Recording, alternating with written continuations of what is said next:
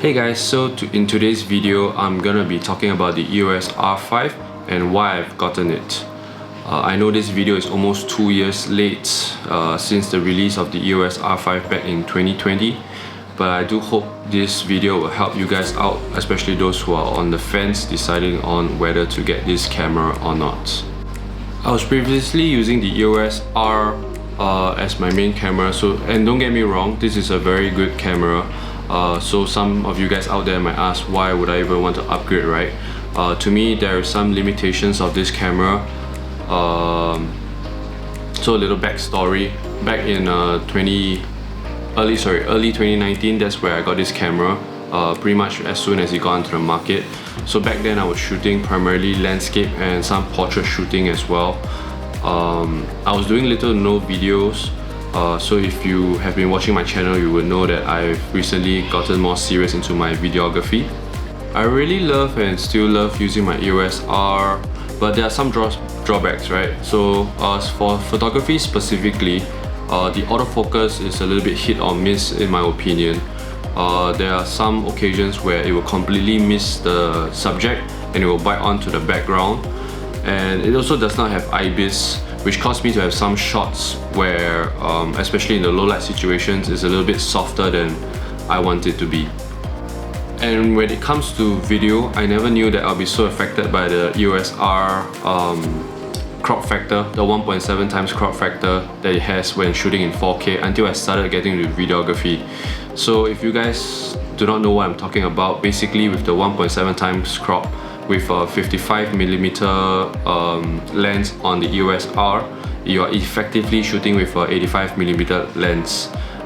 So when I really wanted to take those wide shots, I was really hampered because the widest lens I have is in the R series is the 15 to 35mm lens. So technically the widest shot I can take is 25mm, though it may be enough for most occasions. I just didn't like the feeling that I was being limited by my own equipment. And I know all these problems will not arise if I shoot in 1080p, but I do like the flexibility that 4K gives me in post-production. And as you can see here, the difference in quality with both cameras, 4K is hugely different, and I thought it was worth it just for this difference. You can check out my other videos here and you'll be able to see the difference in video quality between the videos. So why did it take me 2 years to even pull the trigger and eventually upgrade to the EOS R? So it was mostly for the above reasons that I just mentioned, because technically this camera works perfectly fine, but it was mostly for those reasons that I mentioned earlier that pushed me to get the EOS R. Part of the reason is because I want to future-proof my camera, so the EOS R has those limitations, and it's not a camera that I can use for the next 5 years, for example. So it was between the R5 and the R6, as I was already within the Canon RF ecosystem. So why the R5 instead of the R6, since their specs are so similar? So the short answer is, like I mentioned, I wanted something that's future-proof, and it has to be something that I will be working with for the next 5 years at least, without having the need to upgrade again. So first of all, the EOS R5 with its 45 megapixel sensor and the high resolution low pass filter, the EOS R is going to deliver very high detailed images when compared to the 20 megapixel of the EOS R6. So I know 20 megapixel is plenty enough for whenever you take landscape or those portrait shots, but it just helps to have more megapixels when I can go into Lightroom and crop exactly where I want my framing to be, and still have a sharp image at the end of the day. And on the video side of things, the R5 is capable of shooting 8K DCI video at up to 30 frames per second basically, while the EOS R6 is limited to 4K UHD only with no DCI.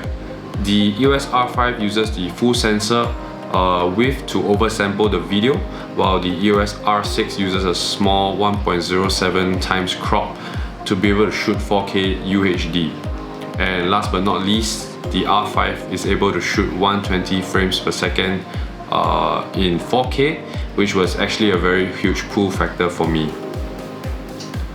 So I know there's this huge saga over the overheating issue of the R5, and to be honest, it never really bothered me, as I would never take videos in such a long period of time at each time, because I tend to plan my shots and then I execute those shots as per how I planned it. So my videos are generally like 5 minutes take, so this really never was an issue for me. And of course, the R5 also has other bells and whistles, such as better EVF, Bluetooth and Wi-Fi, and with my consideration of going for future-proofing my camera, I thought even with its price tag, it was worth it. So overall, with the upgrade from EOS R to the R5, I've gained the following upgrades compared to the EOS R. You can go ahead and pause the video to see the differences between the EOS R and R5. So that was my thought process before I put the trigger and gotten the R5. Please let me know in the comments below if you agree with me, or maybe let me know if I missed something. And as always, if you enjoyed this video, please let me know by hitting the like button, and if you have not already subscribed, please hit the subscribe button as well. Thank you and have a wonderful day.